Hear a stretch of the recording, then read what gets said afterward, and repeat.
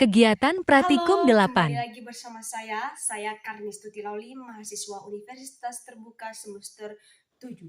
Pada video kali ini, saya akan melakukan kegiatan praktikum modul 3 pada kegiatan praktikum ketiga, yaitu pencernaan pada manusia. Silakan saksikan video saya berikutnya. Nah, saat ini saya akan melaksanakan kegiatan praktikum atau pengamatan terhadap alat atau sistem pencernaan pada manusia. Alat dan bahan yang perlu saya siapkan yaitu buku, pulpen, dan gambar alat pencernaan pada manusia.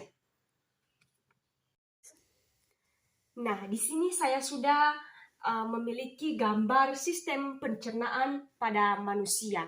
Nah, di sini sudah tersedia apa saja sistem pencernaan pada manusia, yaitu yang pertama mulut, di bawahnya ada kelenjar ludah, kerongkongan, hati, lambung, usus halus, usus besar, rektum, dan anus. Nah, proses pencernaan pada manusia terjadi pada yang pertama mulut, yang kedua kerongkongan, ketiga lambung, keempat usus halus, kelima usus besar, dan keenam rektum, dan ketujuh anus. Nah, penjelasan dari sistem pencernaan pada manusia ini perlu kami beritahukan terlebih dahulu apa fungsi utama sistem pencernaan pada manusia.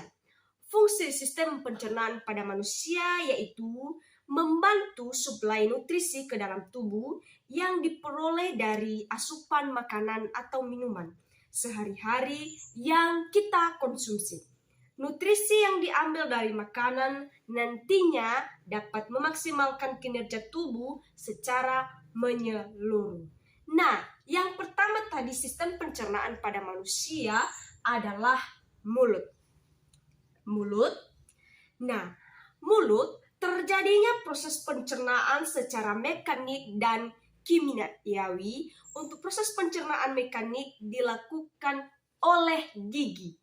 Sedangkan proses pencernaan kimiawi dibantu oleh beberapa enzim seperti amilase, tialin, dan juga enzim metase.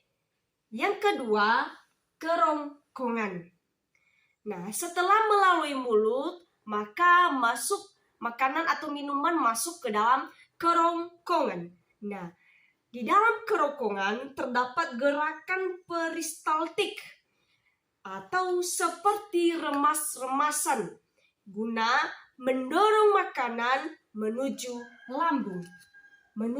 lambung. Nah, berikutnya lambung.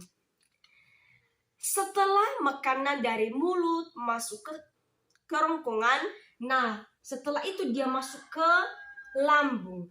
Nah, proses pencernaan makanan juga terjadi secara mekanik dan kimiawi, yaitu proses mekanik di lambung ketika makanan akan dihaluskan oleh gerakan otot-otot lambung. Dan proses kimiawi terjadi juga melalui enzim-enzim. Ada enzim pepsin yang berfungsi mengubah protein menjadi amino, enzim renin yang berfungsi mengubah protein menjadi kasein, dan juga HCI atau asam klorida yang berfungsi memecah protein serta melawan virus bakteri yang masuk melalui sistem pencernaan. Berikutnya, usus halus. Setelah makanan atau minuman masuk ke lambung, maka dia akan terus ke usus halus.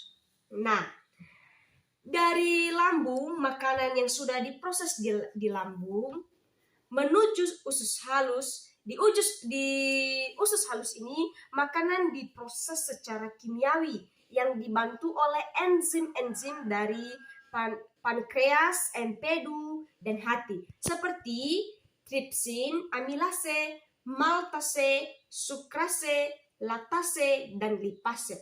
Nah, berikutnya setelah dia masuk di usus halus, maka lanjut ke usus besar. Setelah nutrisi diserap di usus halus, sisa-sisa makanan mengalami pembusukan dari dalam usus besar. Selain pembusukan di dalam usus besar juga, air diserap sehingga sisa makanan siap diubah menjadi feses atau kotoran.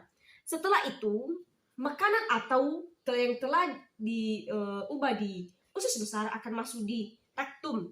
Nah, feses yang disimpan di dalam rektum, di rektum sensor di sana akan mengirim sinyal ke otak untuk memutuskan apakah feses perlu dikeluarkan atau tidak.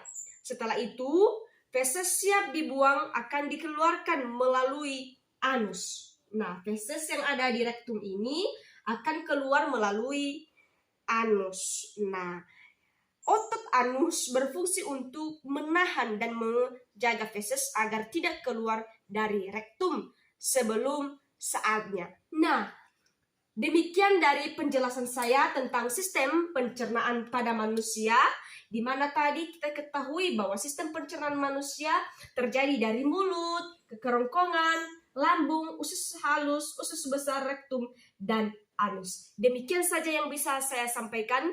Semoga praktik ini bisa menjadi ilmu Sekian baru bagi dan terima kita dan juga kasih. menjadi referensi baru bagi teman-teman yang lain. Demikian.